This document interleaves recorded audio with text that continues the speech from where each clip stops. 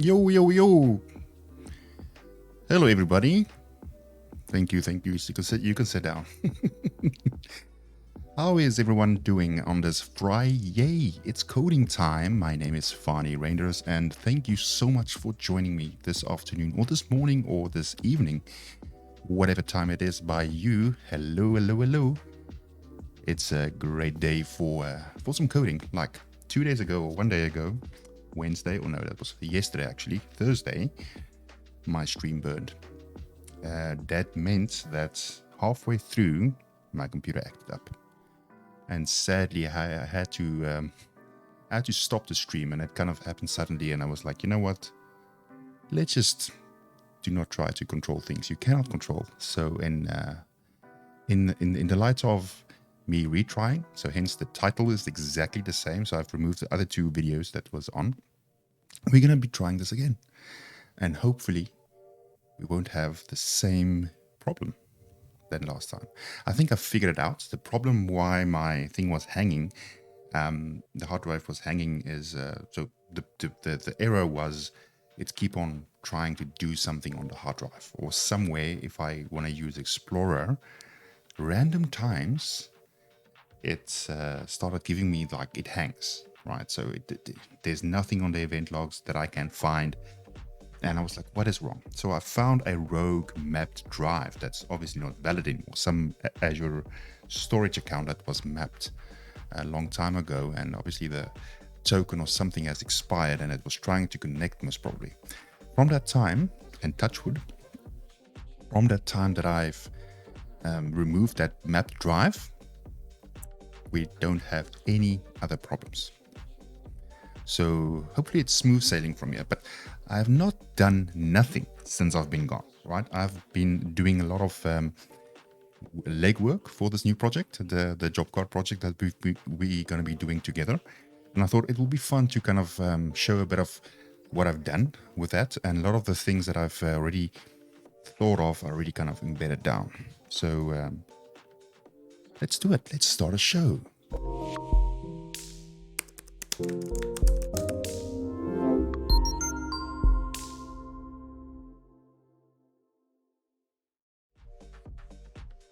Yes, we are back. I think so. I think we are back. Good day, chat. There's no one on the chat yet, but hopefully people will come and join me. No, I don't want to talk to Google. Cancel. Google is always listening, you know? But anyway, if you have a comment, question, or remark, you know where to find me on this chat here. It won't always be visible. But if you're listening on Twitch or YouTube, please feel free to... it won't be on YouTube now. This will only be on Twitch live. And then go to twitch.com. Well, you're obviously there now because you are viewing. But the chat should be here, right? And ask some questions and give some feedback. Without further ado, I'm just going to quickly share my screen and show you what I wanted to show you guys before. So the whole idea of this whole thing... Oh, by the way, we are listening to Streambeats, the folks from Streambeats on Spotify. It's free music for streams, Streambeats, hence the name. And kudos to them for making it available to us for our streams. And I'm also wearing my little SDN cast... I call it the solar cap because it has this funky new animation on the cap, and it's it's only on the video funky because it's got green and stuff, and it messes with the chroma key and whatnot. So kudos to the friends at SDN. Check them out, sdn.nl or sdncast.nl. They're also doing a lot of videos there. Right, so quickly back to the show. Sharing my screen. A lot of things happening, right? Before we go on there, this is a little application. Give you some background. In the previous streams, we have been doing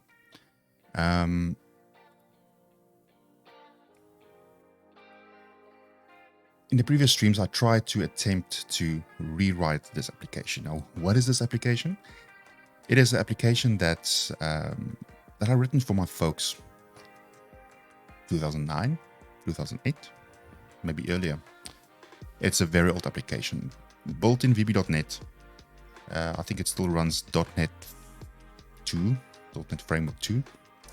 And it works. They are still using it, right? But there are a couple of bugs and a couple of features they want in, and I don't really have the source code anymore. So what I've done in an attempt to kind of salvage the whole thing, I tried to, well, actually I didn't try, I succeeded in doing that. I did the whole decompilation thing, and I decompiled the exes, the thing that you're seeing now, into IL, and which compiled back in, well, it converted that back into C#, and it ran. And then in an attempt to kind of fix things, I was like, hey, let's do, you know, if you want to modernize this application, in the previous streams I've done that, taking the application as it is, and maybe, you know, in the real world scenario, you don't get anything for free like there's a greenfield project often.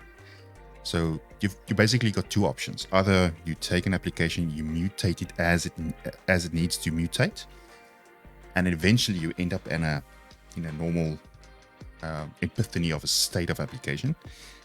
Option 2 is I would say the best option, but it depends. Option 2 is a complete rewrite. You choose your tech, you're gone. But then there's a time where you have to support both versions, or, you know, it's not really agile and blah, blah, blah. So we've done option 1. It's been painful. It's been very painful because at that time, .NET Core 3 came out. A lot of things changed. WinForms was supported in .NET Core. And at that time, I decided to kind of plug in too many things. And it kind of went south a bit. But anyway, I just decided, you know what? Let's take this as a guiding flag, or as a guiding light, this application. It works. It's functional. Let's create a new one. And we built that new one on the newest stack. Let's party on Blazor. Let's party on .NET Core 6. And then upgrade later to 7. And Azure serverless, right? A quick demo. You open up this application. It's built for multiple companies. So technically you have multiple companies. In this case, you have Wildlife Fetch. The other two is like fake ones that it's not really exists. And when you log in, you have to kind of connect to a company. You can see these companies as databases, right? So you connect to one, it asks who is signing in. So with the magic of password filters and stuff like that, I'm just signing in. Right now, I am in the application, right? And here, my information, I basically can change the company name, basic information. There's a couple of users. Obviously, there's role-based access control thing going on here. We have administrators and users, right? And you're able to add and remove users and whatnot. Then you have the customers. I would say a little, I dare to call it a CRM. It's more like a CM, a customer management, where you basically, it's just a CRUD for customers, right? But the trick here is there's two types of customers. There's private customers and there's business customers. So the difference is private customers are your private individuals, and business customers are your businesses that has this need. So it obviously has separate fields, you know, directors and VAT numbers and stuff like that to fill in. All right, so we have that. It's just a CRUD, right? So it's a normal thing. It's also searchable and whatnot. So all these kind of things. Then the main functionality of this system is to manage job cards, right? The idea is the system is meant for companies that has typical jobs to do, like I would say plumbers or electricians that has something they need to go out and they need to fix things or do things for customers. And normally they issue job cards for these kind of jobs, and the system keeps track of these job cards and the statuses and stuff like that. So, and as an example, I'm just going to open up the top one. This was in 2014, like way back for this customer, Kayamanzi, you know, and it's just like the address of the problem. You know, this is not in Afrikaans. So for the folks that can understand Afrikaans, I'm going to try to translate. It's not that difficult. There's two problems. There's painting to be done and repair work to be done. And then you have your timesheet and your travel and mileages and notes and, all the kind of things that belongs to a job, right? And the trick is when you create the workflow is the job gets issued, and then the problem is kind of described, and then we save it and print it out, and the folks go out and fix it or whatever, and then they come back and add their feedback or the timesheets, and it's kind of a mutation of a form. It has a life cycle, like with different stages and stuff like that. And at the end of the day, you are kind of, this is now pending jobs. You kind of sit with something like this, right? It's a PDF thing. This is also one of the non-functionals that it needs to produce a PDF of a report that's printable, right? So the people can print it out and whatnot. And get this, I'm going to take this further. I really want to, normally they print this out and they fill the rest in by hand. So what we'll do is we will try to kind of use Azure's vision capabilities to, it's actually called Azure Form Recognizer. I had a stream about it like a couple of days ago on how to actually parse these kind of forms, right? So having said that, then there's no need to recapture stuff. You can just take a picture and submit it. And then we'll take another step forward. As of now, there's no integration to any kind of accountancy system, right? So what we'll do is we will integrate an accountancy system to submit the invoice and stuff like that. So it's a whole bunch of things that we can do. But let's start small, right? And continue. So there's basically pending jobs and completed jobs and stuff like that you can kind of filter. And then there is, now the rest is just the backup and restore function, which is kind of out of scope for cloud applications, right? Because it's going to be a managed service. We're not going to be doing backups and stuff like that. And even though we'll probably do a feature where customer can download the information and whatnot and import it in Excel, or better yet, we will write an Excel add-in when we get there. I think this is a very good pet project to teach code and how to build cool things in .NET and any other technology rather. And so I've kind of done a bunch of legwork again. I'm just going to close this for now. You will find this application. It's called Job Cloud. That's its new name, Job Cloud. It's on GitHub. And please feel free to follow along. I'm putting the link in the chat right now. And go check it out. So we have now, there's a couple of issues there already linked that we'll attend to. But let me quickly show you around what I've done, right? And the main idea here is to, I think what we can do,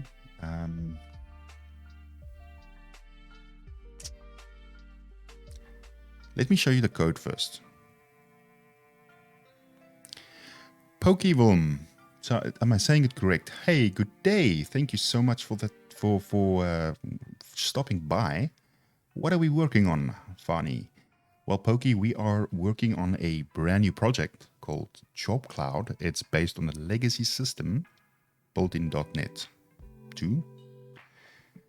And now we're doing it in .NET 6 and all the new fancy shiny things. So with the magic of cross-compilation and all these things. For everyone that just joined us, welcome. I'm just now getting to the good stuff. So it's called Job Cloud. It's the successor to the job car system built in .NET 2, .NET Full Framework 2. So what we'll have here is we have a little thing, and it's going to be mainly run in, the idea is to run it in Azure Static Web Apps. For those that are not aware of Static Web Apps, is actually very cool. It's not Azure Static websites that's in, or maybe that's the same thing. It's not web apps. It's not static sites of storage. Think about them coming together and making a baby. And the baby is called Static Web Apps. All right? But it's part of the app service family. And why do we want to do this? Well, first and foremost, it's new, and I like new, right?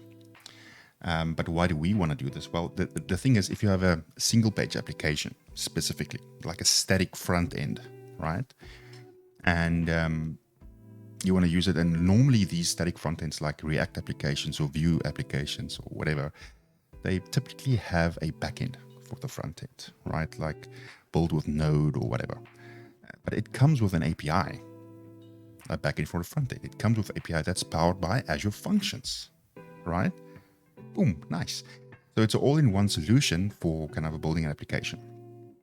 And it kind of ties in very nicely with GitHub and Azure DevOps, as you can see here. And it supports, the normal stuff like your React, your Vue, Angular, and basically any front-end framework, right? That's precompiled and whatnot. So we're going to be doing this. And the nice thing about this, it creates we're going to go to the full-fledged functions of this whole thing. Let's go to, I don't know. I'm just going to go to the documentation. Where's the documentation, by the way? Why can't I just go to documentation? There we go.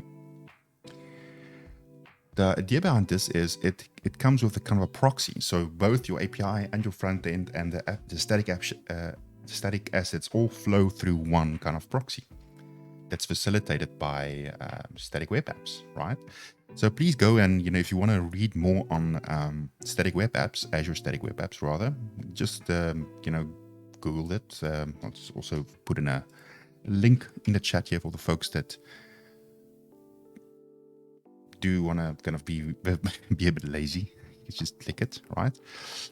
There is let me just see if I can find that. Portfolio. No, I can't really, but we'll always consult. We will come back and we'll consult this documentation as we, I think it's this one, yeah, as we move on. But it's also free, right? So you can get away with a free plan. That's also the reason why I chose it. It's got all these funky things. It's got custom domains and all that kind of things. It doesn't have SLA, but who needs a SLA if we're just doing awesome stuff that we're doing now? We're just doing experiments. But anyway, this standard plan is also not too expensive, right? So it's all about that. Concepts, there's APIs. You can bring your own APIs, like external functions. That's called bring your own functions. So you can bring in external ones that's somewhere already in your ecosystem.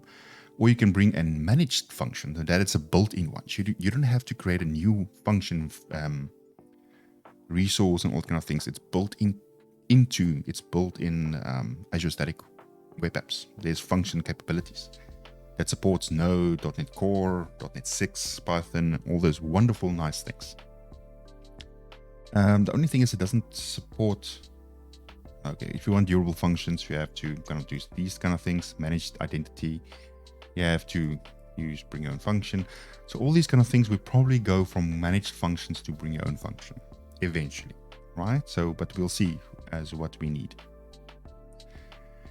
And furthermore,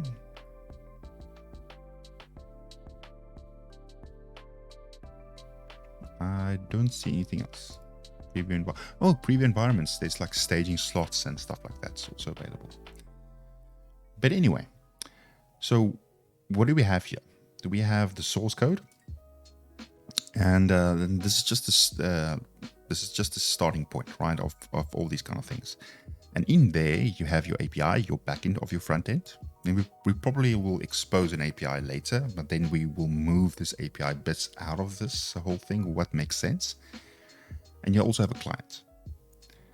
The client at this stage is just a normal WebAssembly Blazor application. I think you're keeping it simple. It's better. And the API would be just a functions. So in this case, it's just a normal functions using functions 4. We'll build out from there. All in .NET 6. That's the idea. And then there's also the share thing. The idea of the share thing is to host all the, I think the DTOs and the shared assets that the client and the server might wanna reuse. One thing I'm actually contemplating is actually making the site available as a WebAssembly and a PWA, but also as a server-side Blazor application. But we'll do that later. Because the thing is, if the small 1% chance of Blazor not working at some browsers, you don't want to kind of exclude them. Right? And it's also a very interesting use case to kind of share as much as we can to make an ultimate kind of I would say the Blazor superset, right? Have a Blazor shared thing, and then it has a WebAssembly client and a server client. You can choose which one, and they share 100% of the code. I think that's also interesting. Right, so that is that. And furthermore, we don't have anything else, and I think there's this bicep file, but it's empty. We're going to be doing infrastructure as code, right? So as a let me just see, is it called what's that thing again? What was it again? Your diagrams or something. Where can I? Somewhere here, I think it's this one that I used last time to kind of draw diagrams. I can actually log in with Google.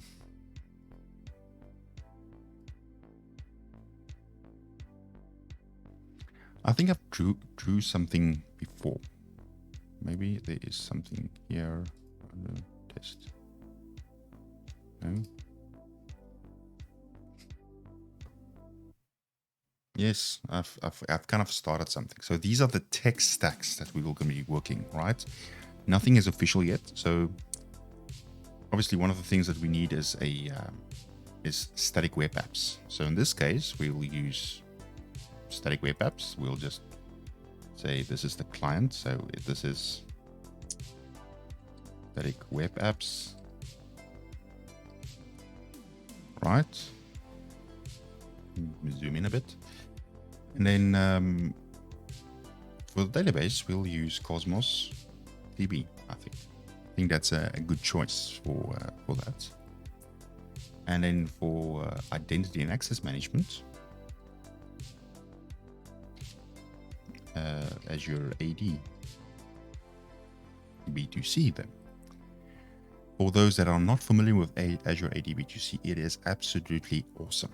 So it's like take AD, but it's for customers. Normally, the typical scenario, you want to be using Azure AD is for your internal organization, right? So if you don't have customers using it, you don't want to add customer details to your tenants, just for policy reasons and limitations and stuff like that. So that's more for enterprise internal stuff, right? AD. And then the AD B2C is the AD variant for commercial use. So it's the exact same AD under the hood, the exact same engine, but it's built for commercial. So you can have like 1 million customers there for free. You can add your SSO and stuff like that there, and SAML tokens and all that kind of thing. So it all supports that. There's a question from Pokeville, basically a logging server where people can use Microsoft account to log into your app. That's right, yes, amongst others. So Azure B2C and Azure AD B2C and Azure AD, same thing. You can use Microsoft to log in, but also it depends on how you set up your other environments. So you could also federate through to, I believe, Salesforce or Facebook or whatever. But that will all activate later in Azure AD B2C. Because the landing page would be going from the application, redirect back to AD B2C's landing page, logging page. And from there, you can either have local accounts, like user and password managed. And that's also a thing that's very cool about AD B2C. It's local accounts, meaning user and password access. And it's managed. You don't have to think about storing passwords, encrypting passwords, and stuff like that. And then we will put a button in there that says single sign-on, or maybe a logo of Google or YouTube or whatever. And then you click and you sign in, you come back, and it'll redirect. That's the kind of idea. So very simple. We have a front end, we have a data store, we have got user access management. and then we'll build it out from there. I think the idea is to keep it simple in this life, the KISS principle, and also Yagni. I was actually watching a show, or like there's the stream of Jeff Fritz. He was also referring to Yagni. You know, a prime example about Yagni is like the over-engineering of things. You know, look at my previous streams. Luckily those were all experiments. But normally when I do something, I tend to bite off more than I can chew at some point. And I'm not going to need it. So at this stage, let's just keep it simple. Let's keep it the bare minimum, but still be cool. Let's still be kind of pushing technology to its limits to see what it can really do, instead of just going to the big old what they teach us in school, right? Let's challenge that status quo, as Steve Jobs used to say. All right, so that's what I want to kind of bring to the table today, kind of to set the scene a bit. So let's get into things. So a quick introduction of Job Cloud. And there's a couple of things that, you know, if you clone this repo, you probably will notice that there's a couple of things that it asks you. And that the cool thing about Visual Studio Code is that it gives you some suggestions. So what I've included in this repo is a couple of extensions that I would recommend to also install to make development better, you know, while we code this whole thing. And I'll also do the documentation a bit more, like the practices, what we will do to add more features and stuff like that. Let's work on pull requests and whatnot, right? So, but in further ado, let's maybe show what we have right now. So hitting F5 doesn't, no, this actually works. It just runs. Opening up VS Code, hit F5, and this one should just work. That's the idea. But you will notice it's doing a bunch of things. This is not .NET Run. This is called, it's actually opening up in another screen, but I'll get there now. It's opening up in, it's actually using the single, this Azure Static Web Apps notation in here to start the application. Because remember, it starts a front end and it starts a back end. So you have a static web server and you have a API, let's say server, and it's proxied through the static web app server. So you have this gateway running as well. So this static web app server thing, this SWA starts that whole process, that whole orchestration thing, right? So just opening up another terminal. Let's maybe go here. If I, for instance, this is even good. Can I zoom in a bit? If I, for instance, say SWA, you can start it. Let's say start. What's there? You can start an output folder for specific folder. There's a development server if you run somewhere.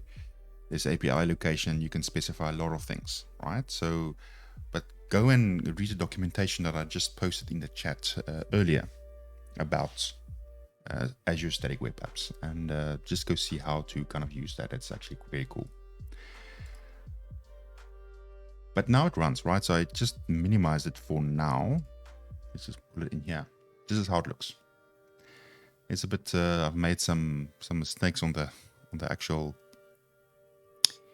what do you call it? On the actual zooming things. Let me just zoom in a bit because I think it might be better like that.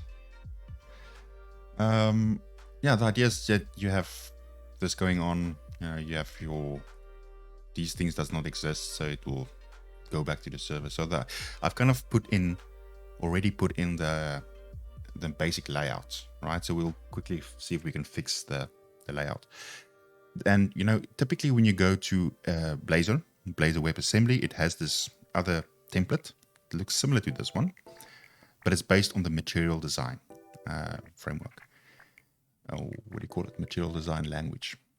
And what I've decided is, it's also part of the issues that I've added, is I'm basing this whole thing off Blazor. Very cool community library called Blazor.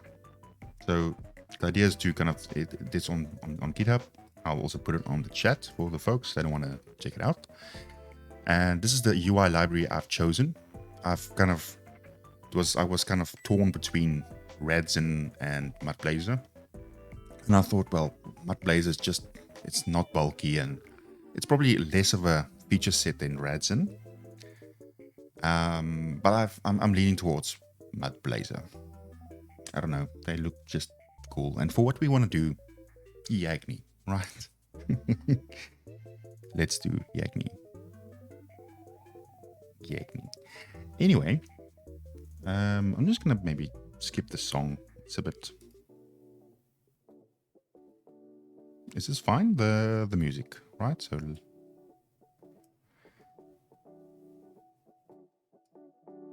there we go. Get into the feel of things, right? So, Blazor, that's what we've implemented here, and it's quite cool. They've got a lot of components and whatnot. So, but at the moment now, let's maybe attend to this first thing here. Opening up the code, and underlyingly, what this thing is also doing, it's also firing up. At the end of the day, it's firing up .NET Watch run. And .NET Watch run is like watching the file system whenever you make changes. If it is supported, it will automatically hot reload your application for those bits, right? Which is quite cool. So that's one thing. Right, so I know that it is in the client. There is a shared. There's a www root one, and we have, because ultimately what I want to do, I've added, it's a HTML thing I've added, which is not what I want. I think this needs to be inherit. And if I save this, it will reload. Yeah, it reloads it, but not really. So just going back to this one, what I want to do is, I just want to inspect this because it's not lining up 100% to the things there. So inspect, and I think the mud toolbar gutters, padding inherits. It's just, that's also too much. Let me take this off. That's, I actually want to remove it.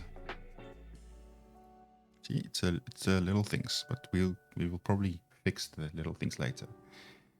But at the end of the day, that's what I'm looking for. I'm looking for kind of this look, almost like Gmail, right? When you open up Gmail, when you hover over the items, it shows you the menu, and when you go out, it kind of drops back. But if you want to explicitly click on it, you can just do that thing and work like that. I think that's so aligning it properly is one of the things, and I don't know how much this should be, because that's not right. Maybe it's a initial.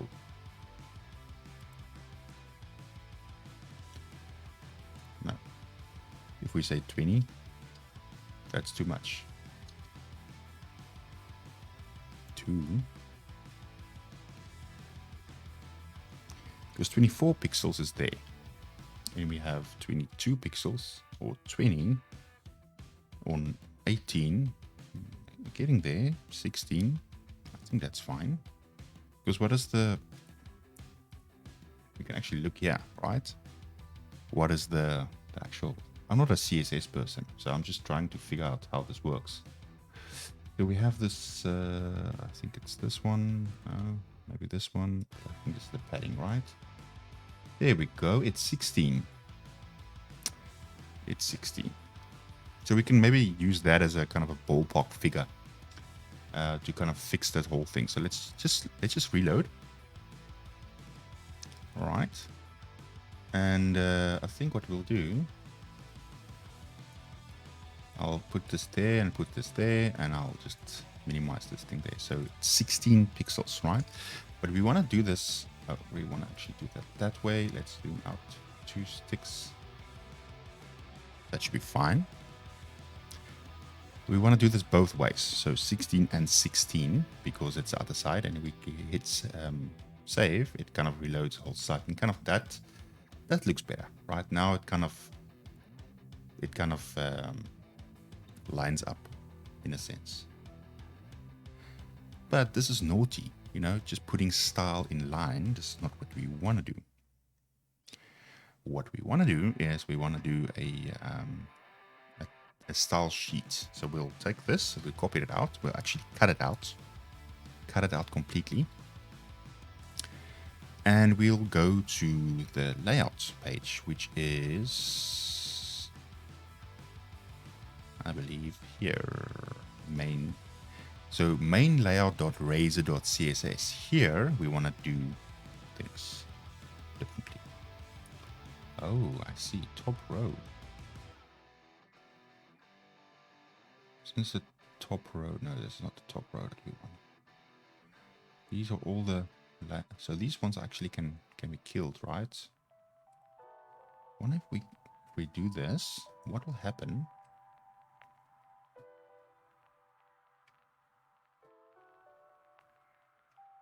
Oh, it's actually reloading. Hopefully it's not breaking those styles, because it could also be conflicts, that it's...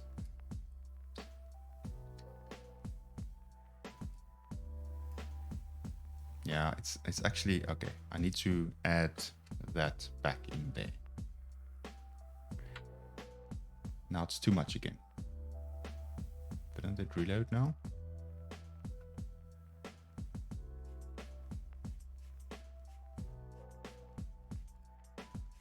Let's kill this.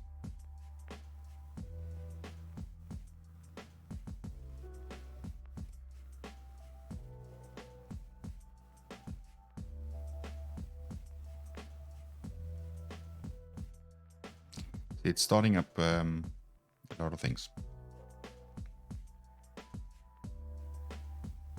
I don't think this actually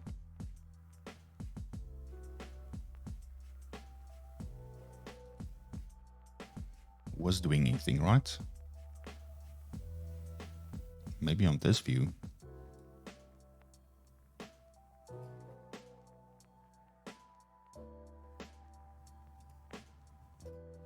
But not on this view. Oh, maybe the gutters is not the way to go.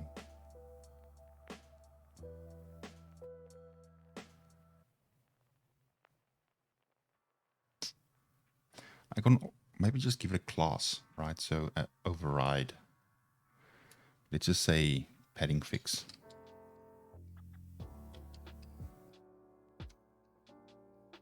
Oh, that's not what I want. It's probably gonna crash now. Crashing burn. Okay, I'm gonna call this padding fix, and to see at my Razor file, I think this thing over here, let me just close that. What's happening here now? Why is this thing not doing what it's supposed to do? So mud bar, I think we can pretty much class. Can we give it a class? No, it's not behaving.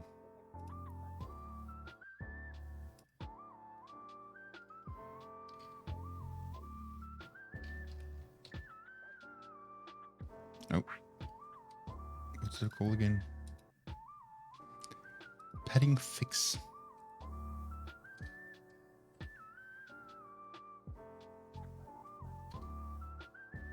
Let's run it, see what happens.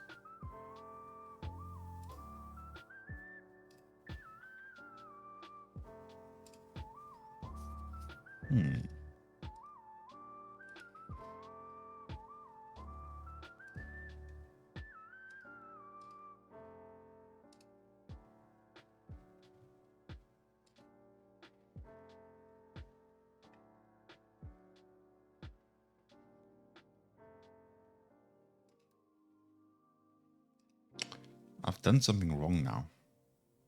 I think this is not fine. There we go. Now it's working all of a sudden again. Now it's not doing that. Unexpected provider. It's as if it's not picking this thing up again. Let's scan this whole thing again. It's also still a bit wonky, the whole single page application experience. Sometimes you have to go exit it and open it up again and whatnot. But we can live with that. That's not a biggie. There's now cd job cloud or job cloud. Yes. And we do code.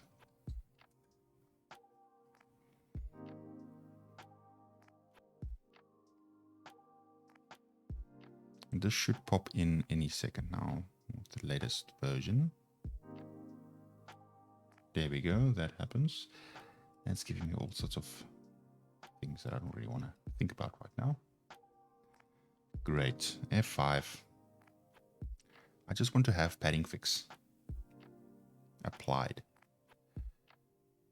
It's already used. Why is it used? Can it be used by what?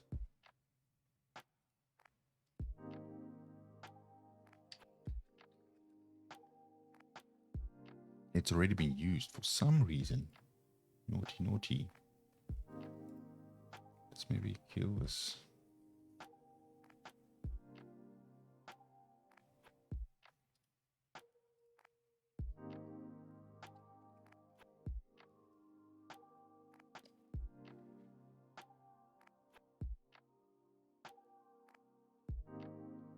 F5.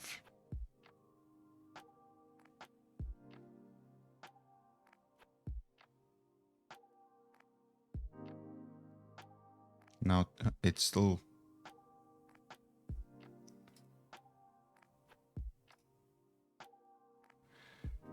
Yeah, it's giving me a bunch of errors now for some reason.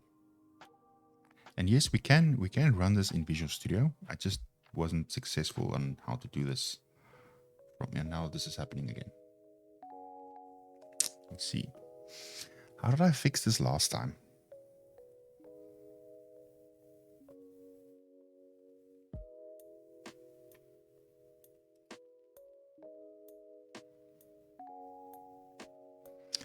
What did I do last time? I think I did something. Something like .NET clean or something.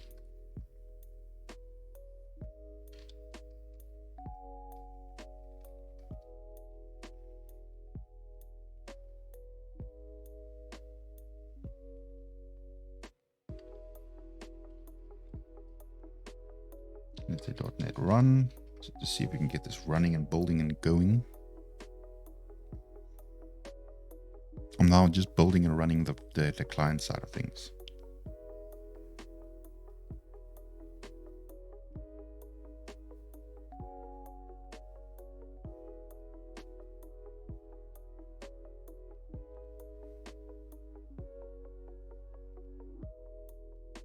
Okay, well, it's working.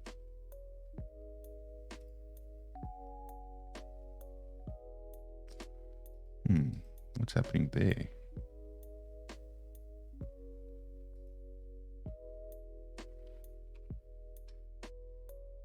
For some reason. Okay. So I expected this thing now to add a padding fix. There we go. There's padding fix.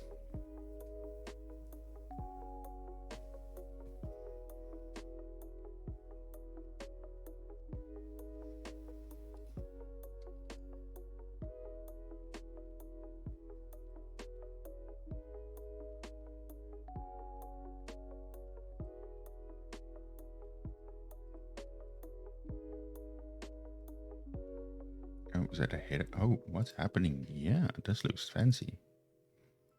This doesn't look too bad. Anyway, let's not lose focus. So header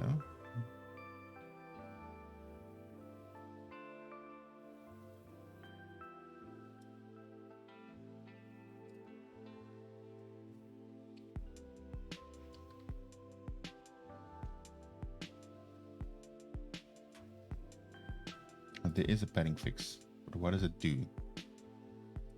So one I've added, but it doesn't look like it's...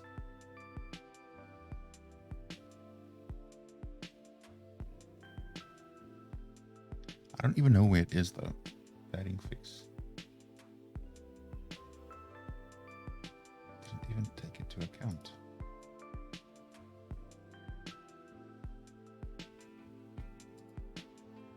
There's the padding fix. Oh, you know what?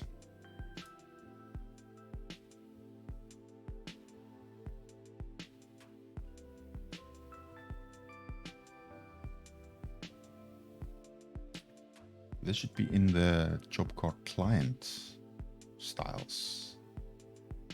That's compiled. But it's not, it doesn't seem like it's, I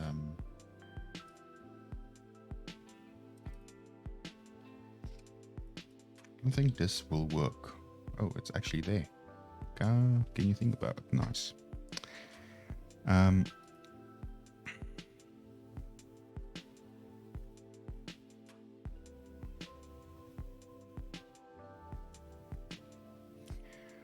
This is now sourced from this. Okay.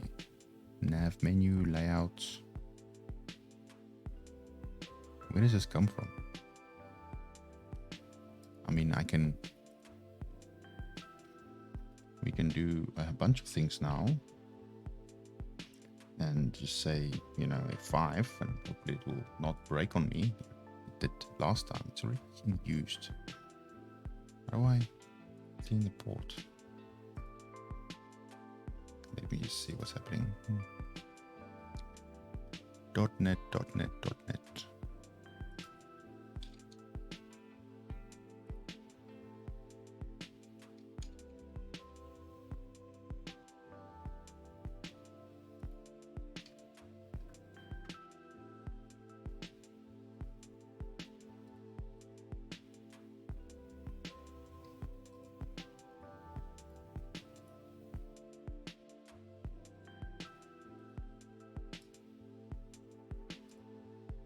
Visual Studio Code has a bunch of things running.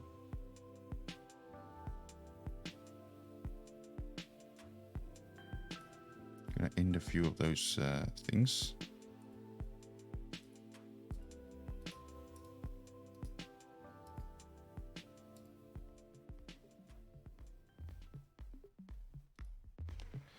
Hopefully this will work.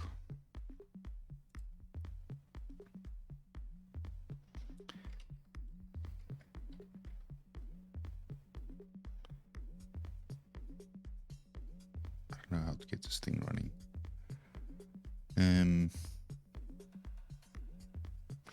Anyway, let's just run the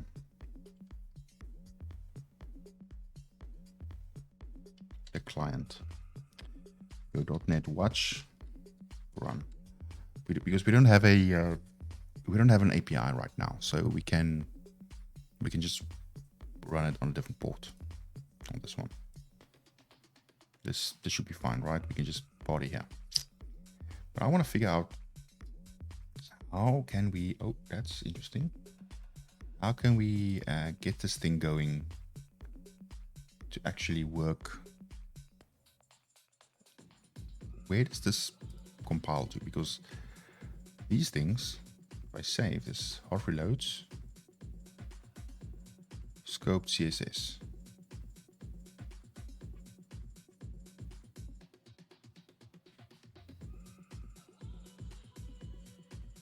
It's interesting why it's actually giving me that. GitHub Copilot suggests some weird stuff sometimes.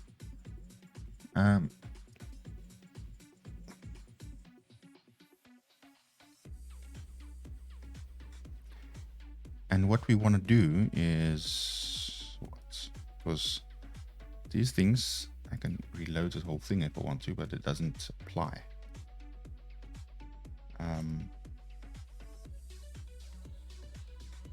Padding fix. Not even here. Oh, not print. Padding fix. Oh, there we go. Padding fix is there. Padding fix is there. Right. It is definitely there. Padding fix. But it's scoped to that. Interesting. Why?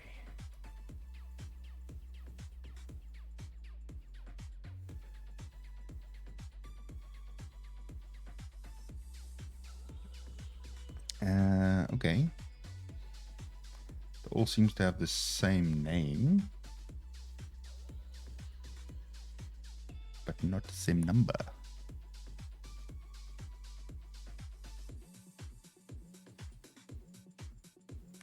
Well, I can always just go importante. Will this work?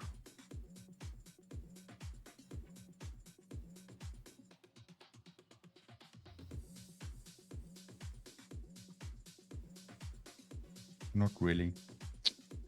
Because it's applying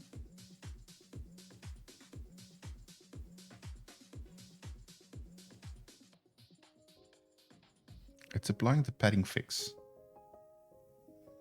But I don't see it anywhere here.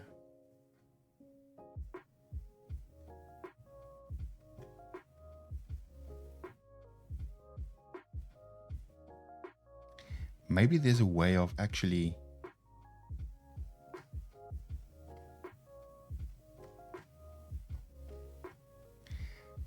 applying it without being applied. I don't know. Maybe there's a bigger mud Blazor. Let's go see what they say on actual styles and stuff like that. Icons, grid. Oh, CSS utilities. Display, dblock. No, that's not what we want. Spacing.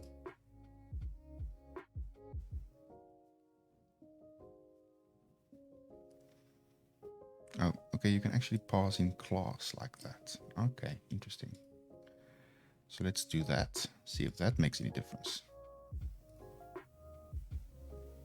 Because I don't think that is valid.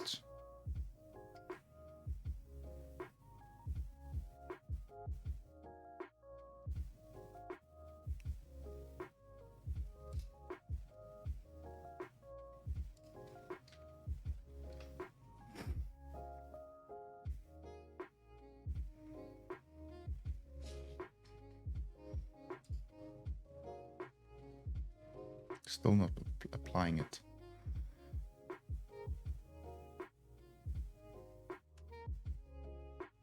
Because how do we apply a class here on this thing?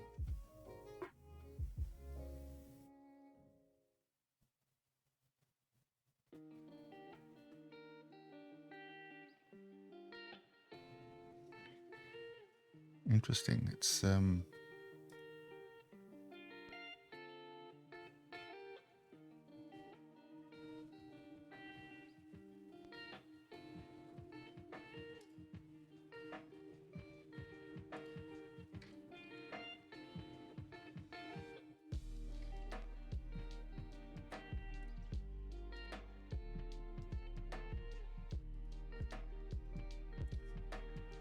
what is interesting is though it's adding the class, right? That's fair. But what I'm not getting is why is it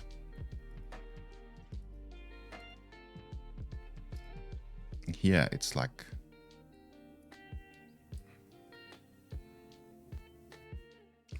doing a bunch of things that I don't know what it's doing. Maybe there's something that's changed in Blazor. Blazor CSS. Maybe it's isolation. That's what it's called. Scope CSS example. Da-da-da.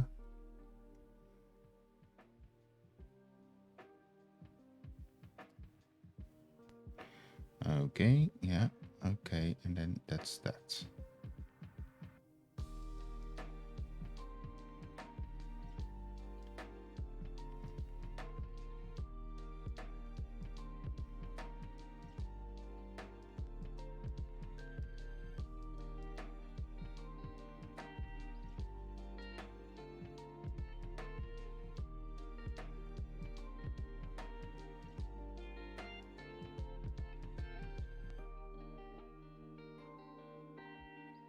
What is CSS isolation?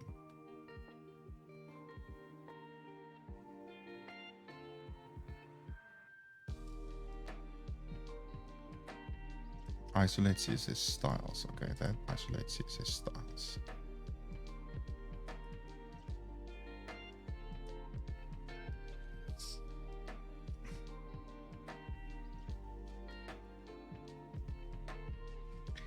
I see. Okay.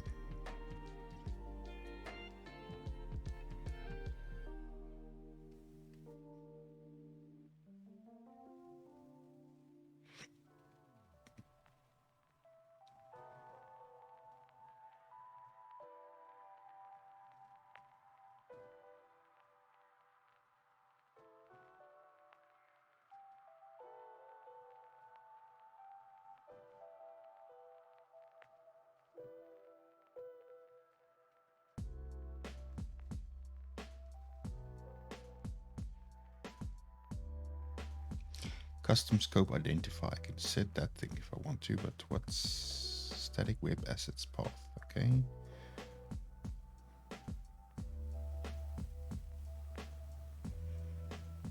I think this is too advanced for what we want to do, right? So is this the right way of doing it? I don't know. Let's then, I think, move this out. Yeah.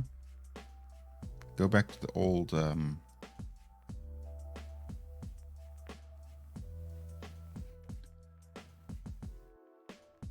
how do they do it though? Because it's just interesting. What is the proper way of doing CSS? New application.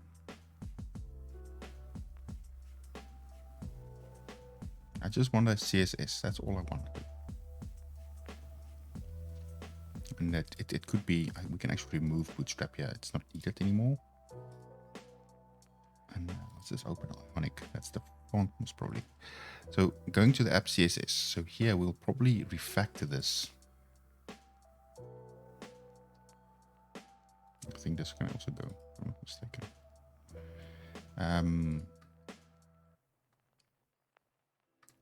If we save this, the magic of reload, it's still not applying it. Oh, because I don't reference it. Okay. So what we'll do is we'll just do a kind of a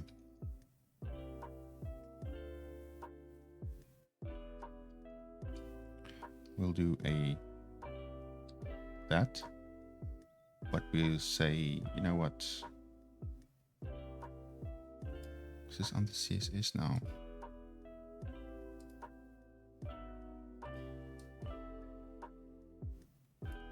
We'll fix the things later. This will be adjusted in a second, I suppose so, or not. Now it's more. Now there's even more. Somewhere it's something is not saved. Okay, that style.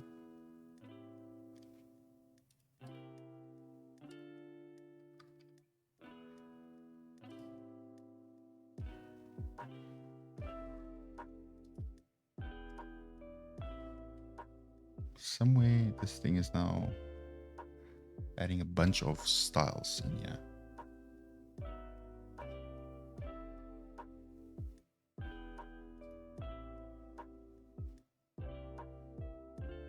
Padding fix. Okay, what's... Ah, okay, I get it. Just take the important out.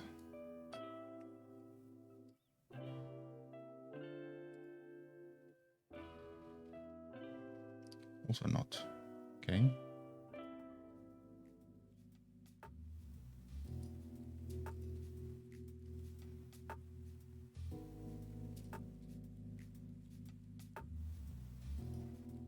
Debugging CSS, we'll do a whole thing on that.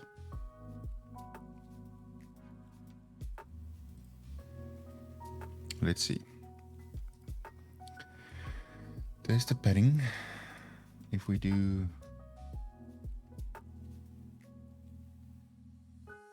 Come now, go back. where you were. Wait, is it this thing?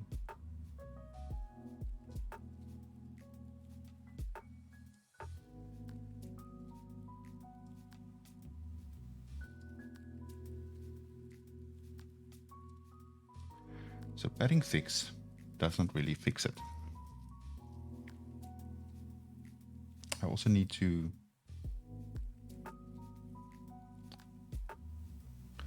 not set it to 16, maybe set it to 0. Because, I don't know, it's doing a bunch of things. Not really, yeah, don't really want it knowing what it's doing, but I need an expert here that does, let's just go in here. Just go right. My eyes. I think it's time for a break.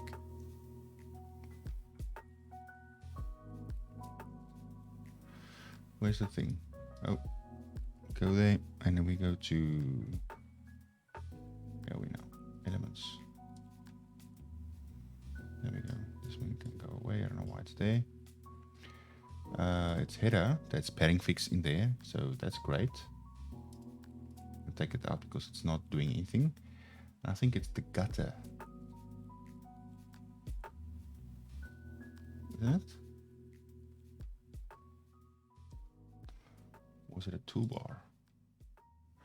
Because the toolbar, the mud toolbar gutters also has some things happening. Here we go. Mud toolbar gutters.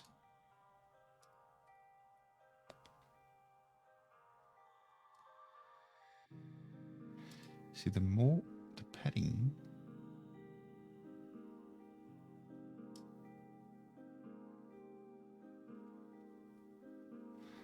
interesting. So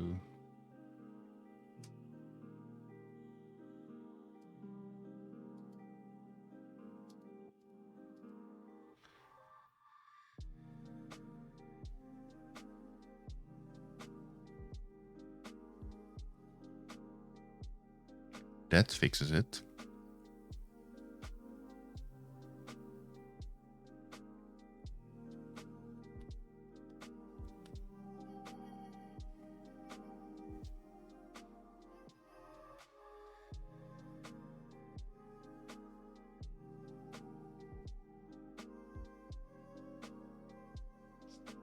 Okay, that kind of works, I think.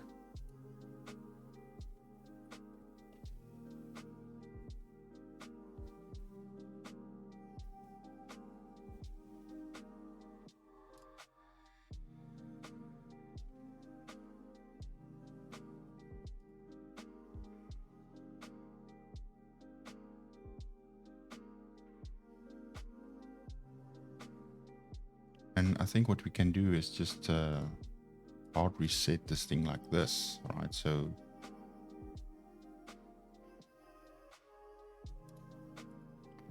the media query is supposed to look like something like this.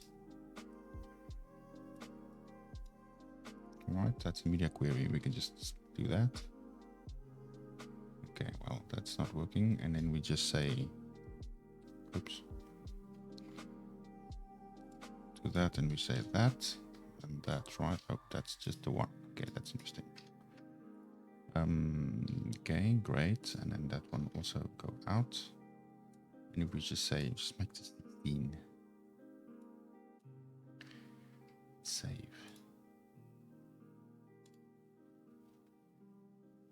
There we go. That's that.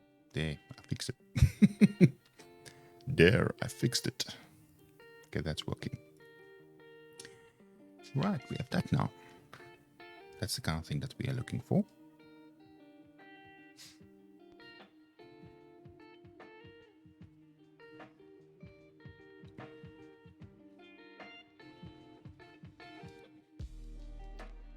Okay, so that's the thing. So I think that's cool. Let's maybe keep this for now. I think there's a way better way of doing this in the future. But for now, let's keep the CSS. So I have no idea what I've done here now. That one, classic fix, padding fix. I'm gonna undo this. It's not needed. And then shared. What did I do in shared? I actually remove this whole thing. Interesting. So let's completely remove this file. Index, I've added that. Okay. App.cs, we did some things. We removed all these other things. Okay. Finally succeeded to align the stupid icon. Heck, but we will fix it later. Okay, great. Let's push that out. And now I'm going to try to figure out why the port is not working.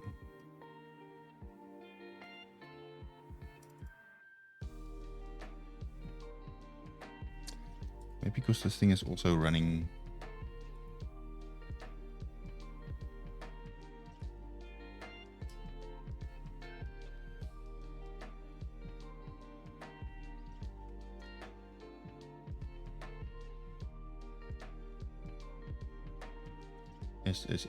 Something is also not. Look, it's so many console hosts here.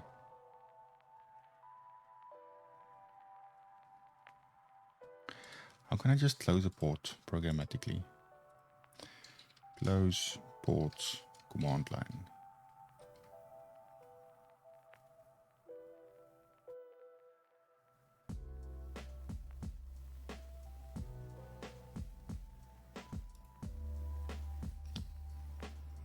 Now I learn stuff. It's that task kill. Okay, in this case, let's do that. And the port is what? Before we do that, it's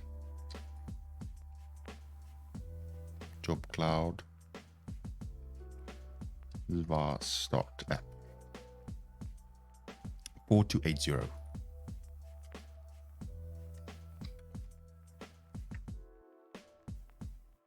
Okay.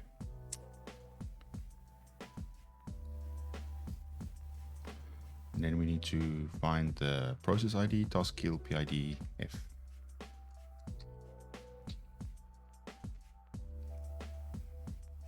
It's called PID. PID, and I think it's /F, right? Yay! Now this will work. Learn something every day.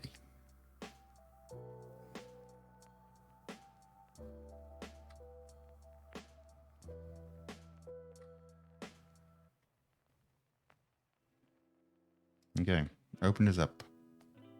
Boom. So now it takes a while to run, right? Because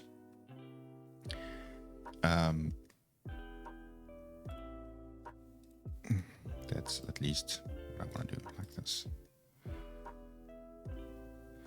How can I not keep it open though?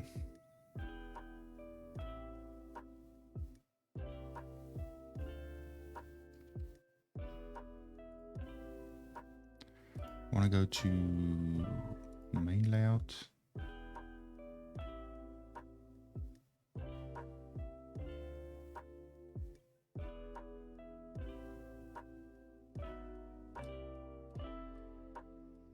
Oh, there's a problem here, it seems.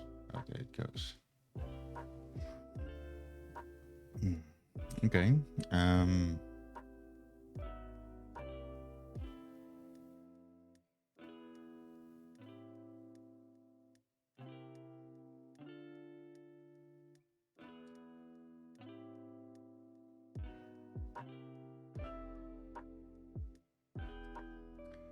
drawer open, we'll just say this is false.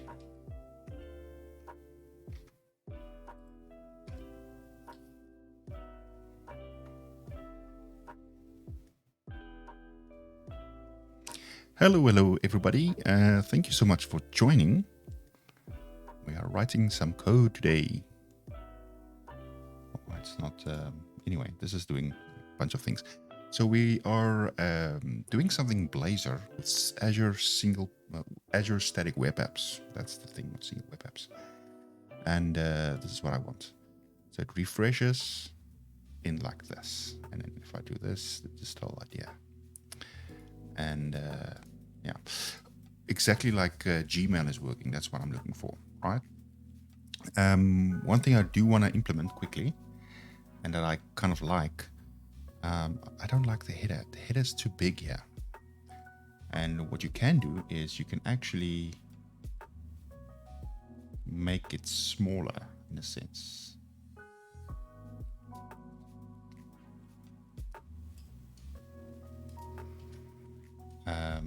Doing so, I don't know how. Let's consult our friendly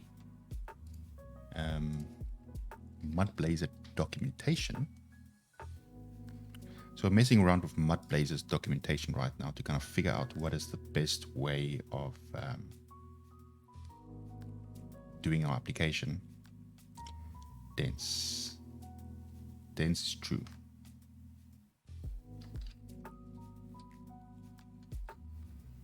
Do that. Let's see what happens if I do. It comes like that. So that's much better.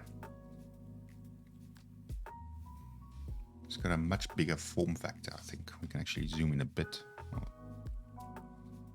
Like that, right? So we have that thing going on. But what I want to implement here is the same as they have it here, and we will probably check out the docs. So they've got the switch light theme. So if we click that, it goes to light and dark theme. Oh, wow. It also has the kind of a semi-transparent translucent things going on there. That's actually very cool. I want to do that. So that's very interesting. And I think they've implemented... How do they implement this? Docs. Let's see.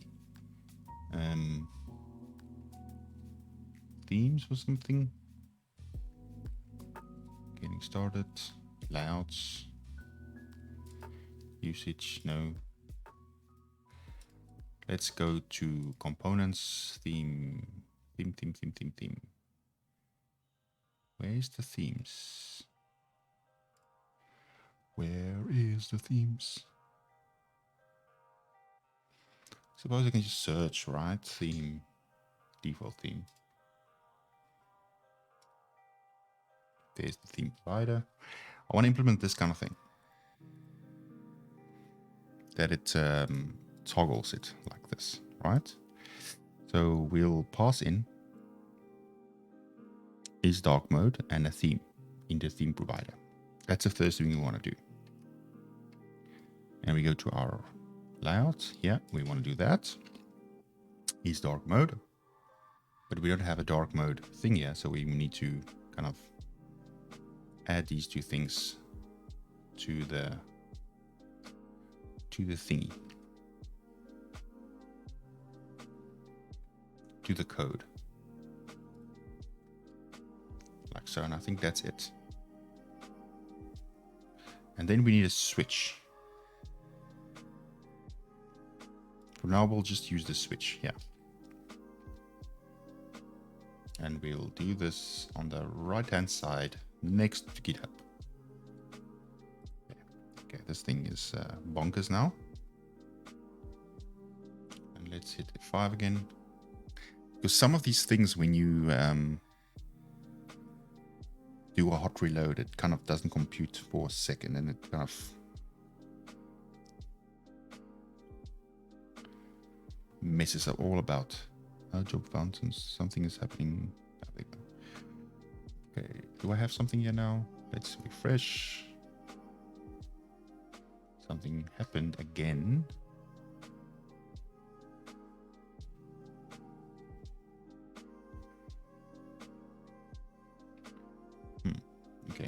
kill this again. And let's F5. It's still a bit buggy, this whole tooling thing.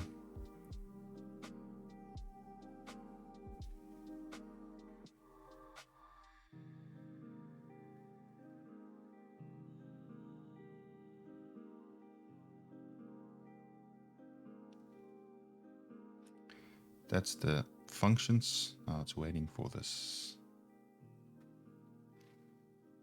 other file to start appearing. I don't know why it's not appearing now.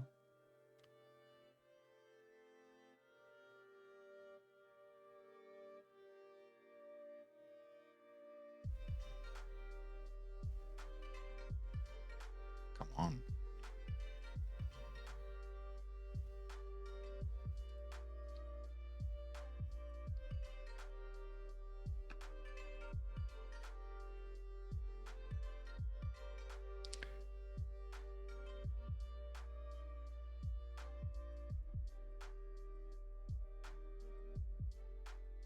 Cannot convert lambda expression delete because it's not just return it. Oh, what type? This thing. Okay. Maybe that's my problem. I had it before. Now I need to run this again to make it work. Hopefully this will work. I think this looks much better. There we go.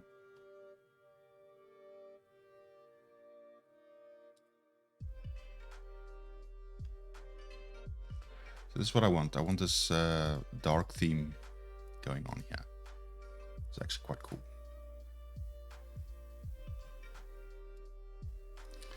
But yeah, this this header is also a bit. Let's maybe change the header to color. I don't know. What'll happen if I just take it off?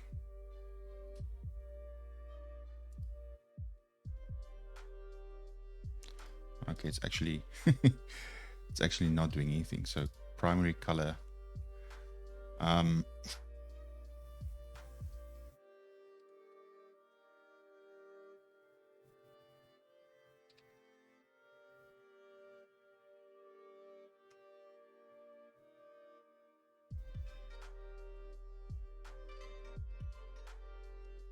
This thing is now not working.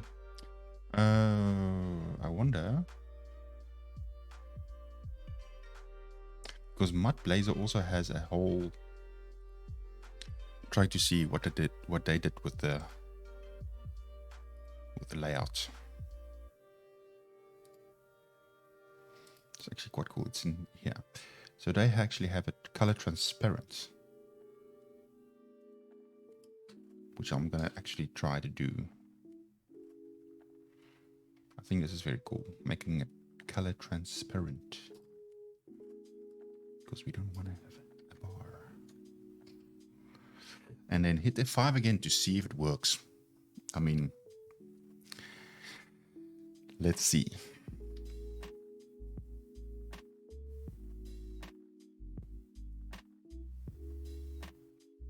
That looks like it's kind of working in a sense. Okay. This is okay, right? So this looks all right. We don't need a bar, do we?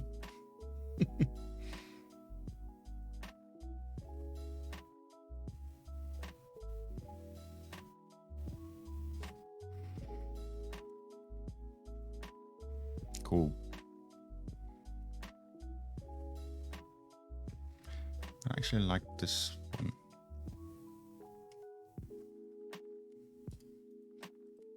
What did they say the menu looks like?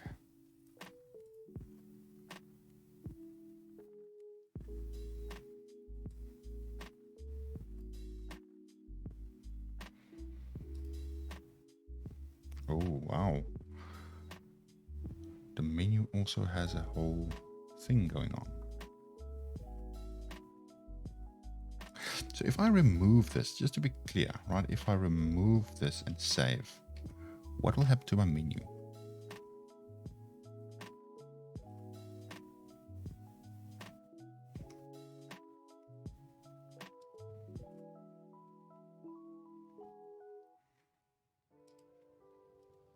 that happens. Interesting, but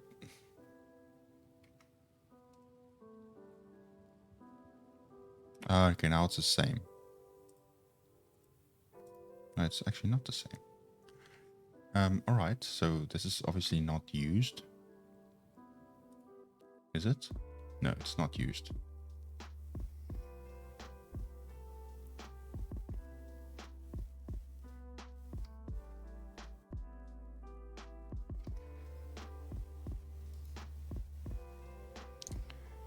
And then what else?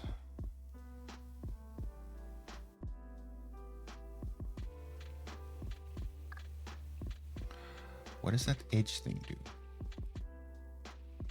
Go to your app bar. Yeah, edge. Wait, no, we have to go to API, app bar, and edge. What's this edge? Compact padding will be used. Vents, okay? Disable. This is amazing. Disable gutters. Now, in this case,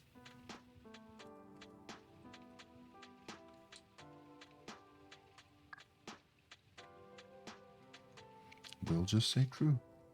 Done. Then, my friends, we can really remove this thing. And then remove this thing. We don't need this anymore. And there we go. Well, it's kind of still wonky. Again, let's look at this now. It's not what I expected it to be. It's getting there. I shouldn't have been.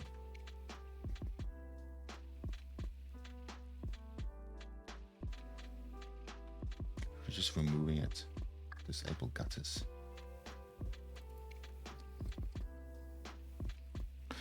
Oh, you know what? It didn't. I don't think it actually. I don't think it actually changed.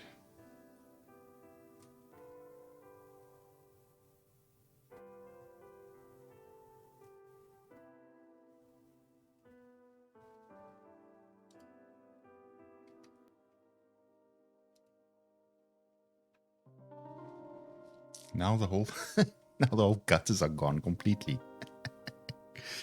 Okay, that's interesting.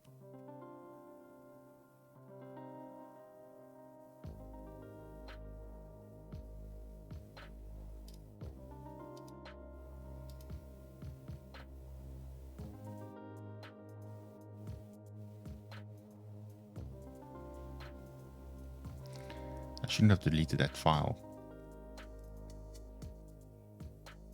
Undo. And let's just do one thing at a time. That goes there.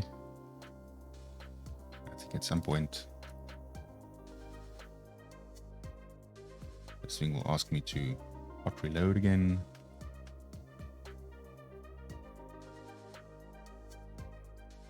Let's say that.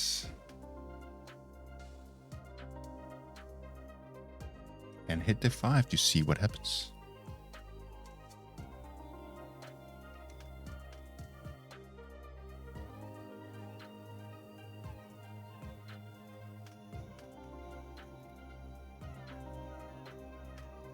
There we go. Now it's fixed in a sense, in a way.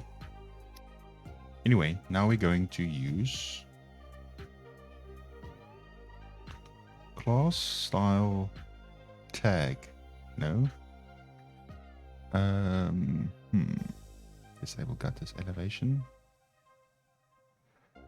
The heavier the drop shadow. Interesting elevation. Do I have elevation here? Okay, make this 0.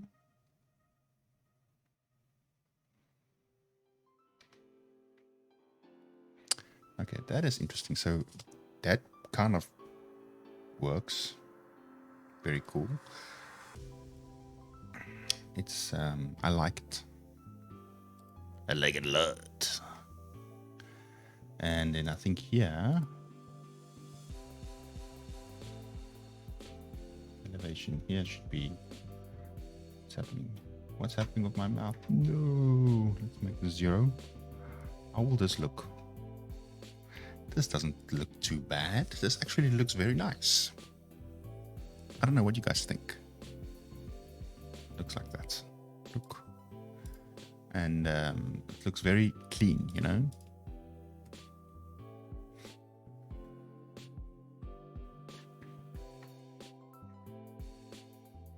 That also looks fantastic.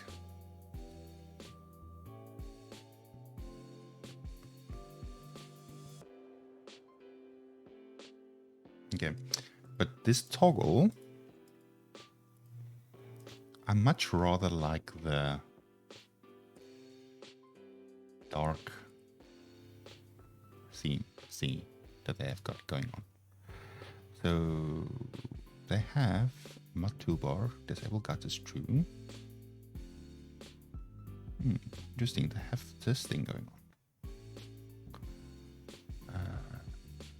Toggle top, okay, that's too much. Nav menu, scroll top. What are we doing? Where is that toggle thingy? This is more advanced stuff, and we'll probably get into the advanced stuff later.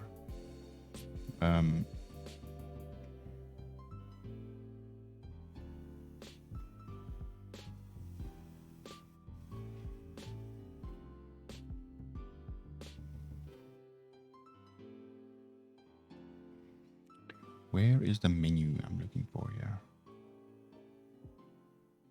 I'm looking for the whole, was it actually called something else? Mud drawer. And there's the menu coming soon. There's a hidden field. There's a mud menu, another one. Mud fab.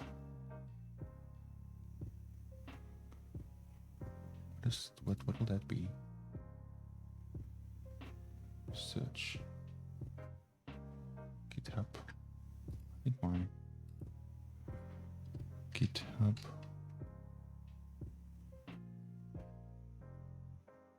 No, not this one. I think it's actually maybe in nav menu. Yeah. It's here where it's no.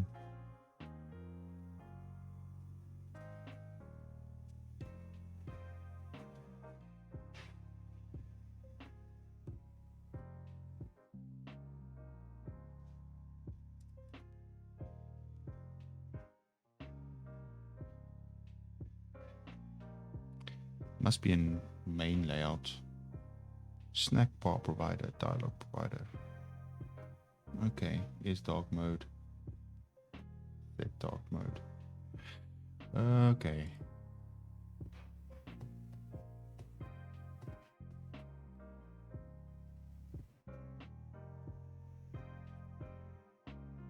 App bar buttons, maybe.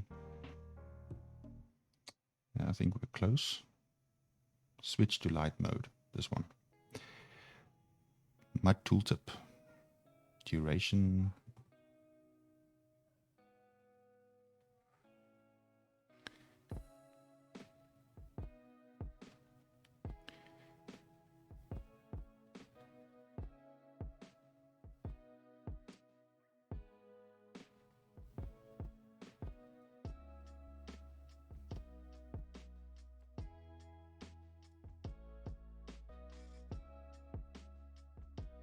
This is a mud tooltip text and it's tooltip.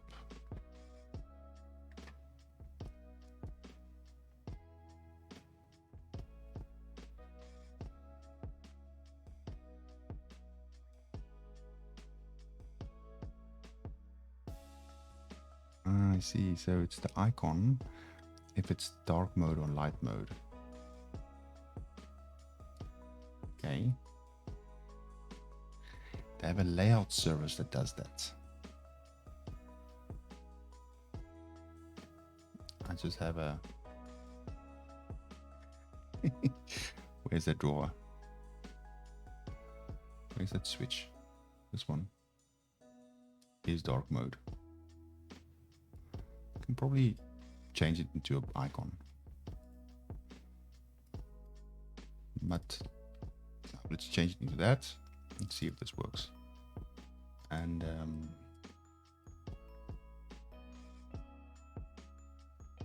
I think I need actually a end. Oh, it's self-closing. Okay, on click is there, color, inherit, whatever. And then here, this icon.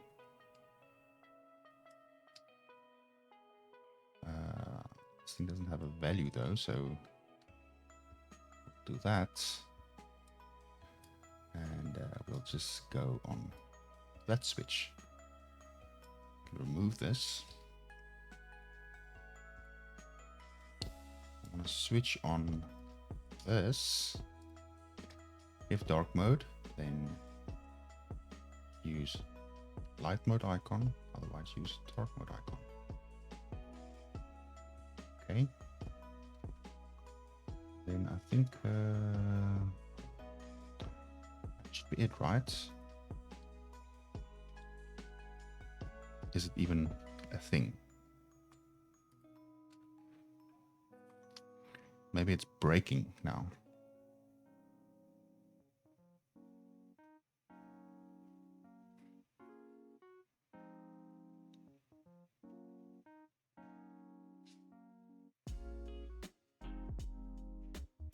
If this works, I'm signing off for the day, and then we can actually continue this whole thing another time. I think my presence is required somewhere else at this moment. There we go. The click doesn't work though. I don't think the click has a on click. There we go. So we'll do this now.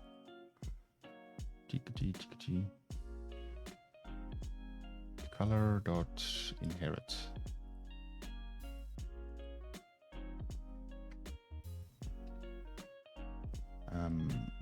So I'll actually remove a bunch of these things.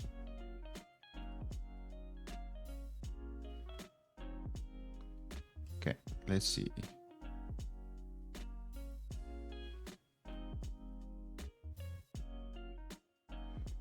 I think we're gonna implement that. Toggle dark mode. I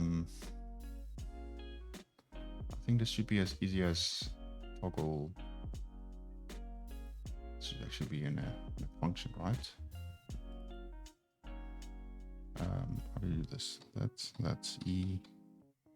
We give it a up arrow because it's a function.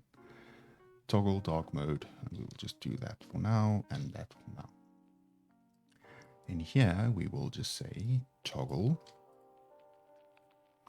dark mode. And in here we will say dark mode is dark mode. Then we'll save it. It wants me to restart. It's not seamless, but it's working. Almost.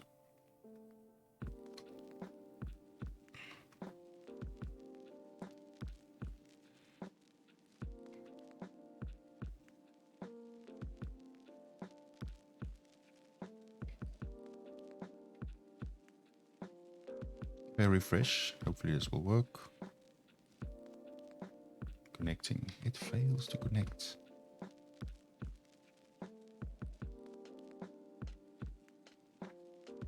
Stop.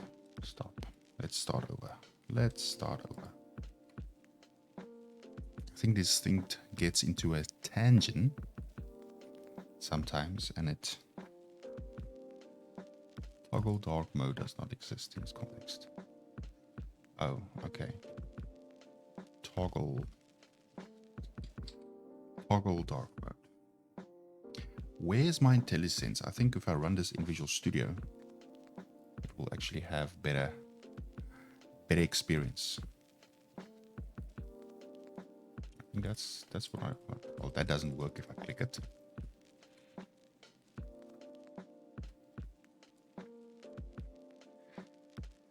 Is dark mode? Is dark mode? Okay, well, that's not working.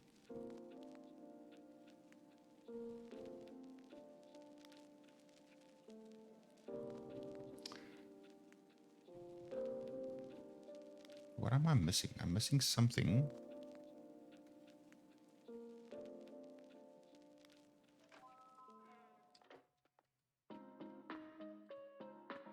Yeah. Where was it again? The colors or something. It's components, app bar.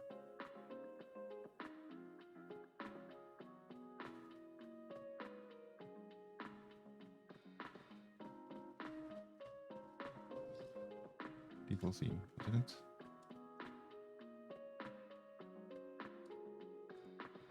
Come now. Give me a search result. Yeah, just go there. Why is it not? Oh.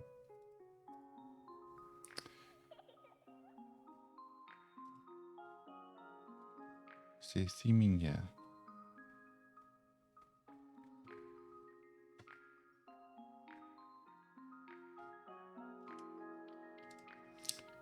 On click.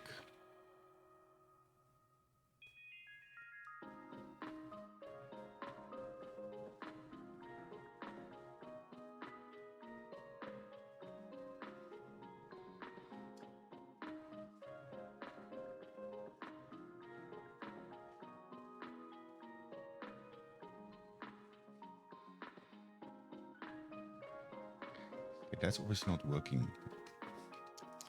Let's maybe go back completely. Before we had a whole thing going. Bind checked is dark mode. Okay, so that's bind checked.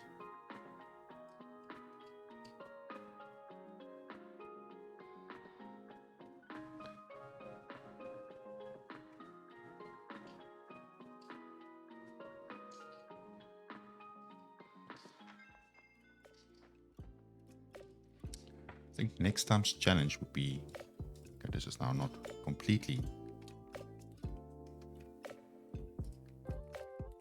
We will fix that one next time. It's completely not working.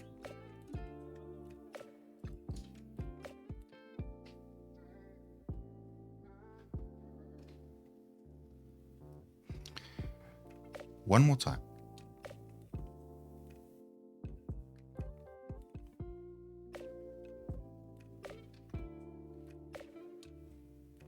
There's error. I can hear it. So this is working.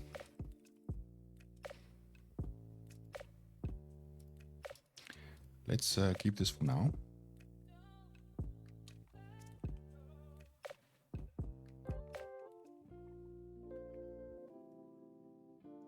I don't know if I like the way it kind of flips off like this. But anyway. And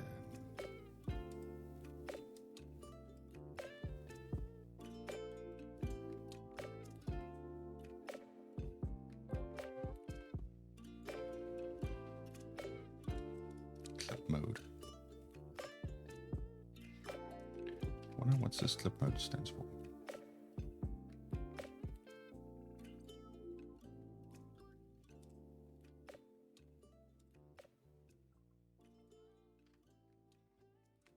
Let's go to the drawer.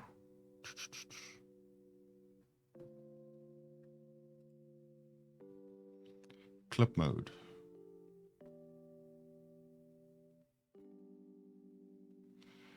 Okay, default stats. Now, what is clip mode? Can I just... But there's no way of actually giving me clip mode.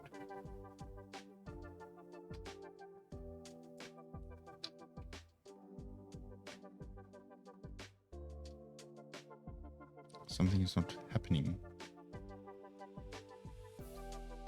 Never.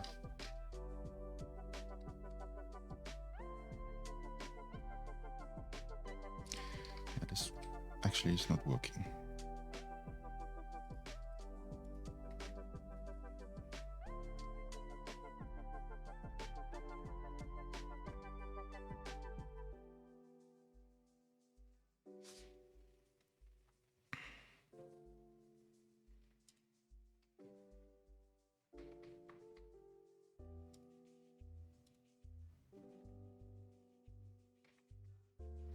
I don't even know which one is which one anymore. This one? No. Let's close this one. No. So many things open. That one, that's one. No, clipping is not what I want. That one is not what I want. Definitely not. Always.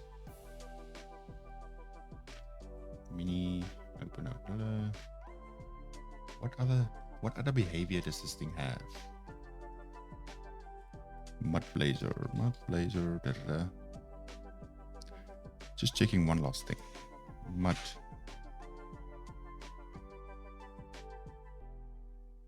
One second, I'm just checking the messages.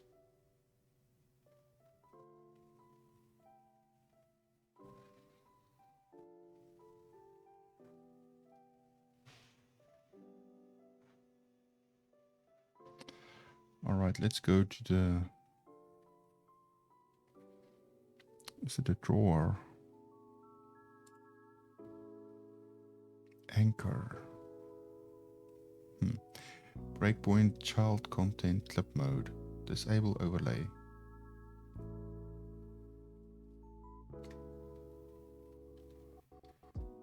Temporary drawers. Interesting.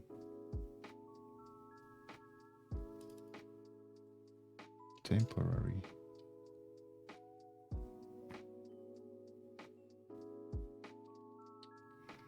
Is that a thing? No.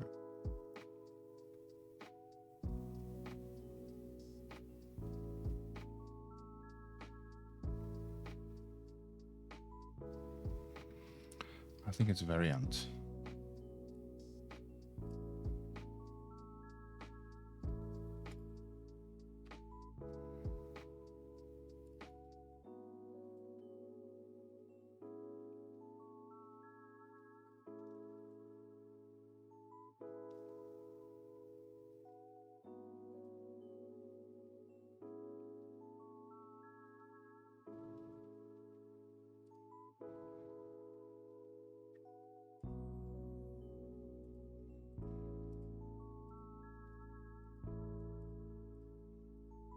Okay, persistent draw. Okay, that's not what I want.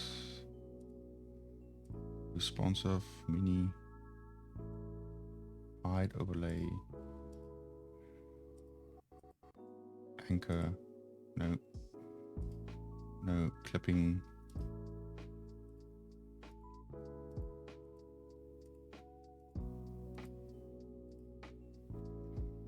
Custom.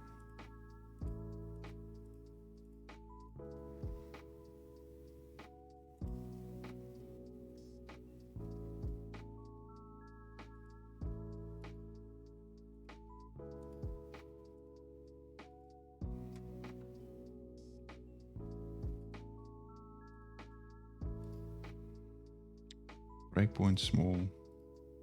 No. Extra large. I don't know. This doesn't.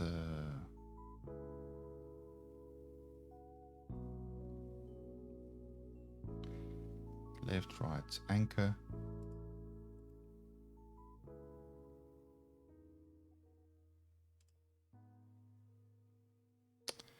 Mini is definitely the way to go. Persistent drawer.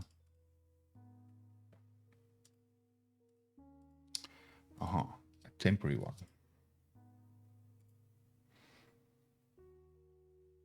Drawer variant.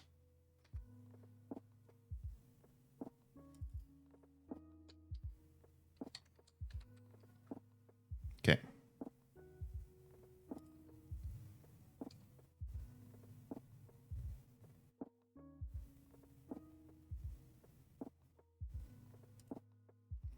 Hit F5, and if this doesn't work, we'll check in the source code and we'll go from there. This one will probably not work.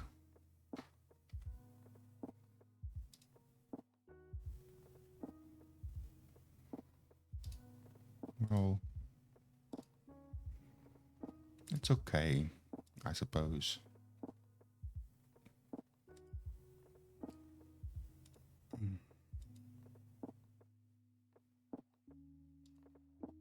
Yeah, I don't like it. I like the other one better. Mini. Okay. Let's check in the source code. We made some changes. Clip. Go that. I think, yeah, this is much better. Oh, wait a minute. This thing is moving, but if I go to this one, okay, hit F5, man. Didn't reload at all.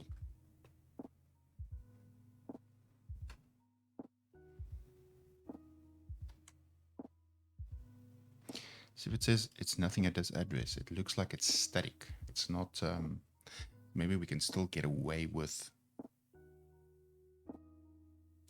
having that thing static, right? So here, it's still doing that. Okay. I don't like the way it kind of moves up like that, but fine. Yeah, we can fix that later. Right, the dark mode, I think everything is fine. So I think in the next stream, we will actually get down and to see if we can write something, maybe a CRUD custom screen. We're going to be replicating the custom screen, or part of it at least. So yeah, I think that's it for today. So thank you so much for actually joining me in this almost 2-hour stream. I think that was great. Not gonna be raiding anyone today because the chat wasn't really that active, but I want to thank the folks. I want to thank the folks for actually participating today. And yeah, I'm touching wood still because my stream did not burn this time. So with that, I want to wish you all a great day and a great weekend. And then keep it up. And then they say, don't overdo it, rather do it over. Bye, folks.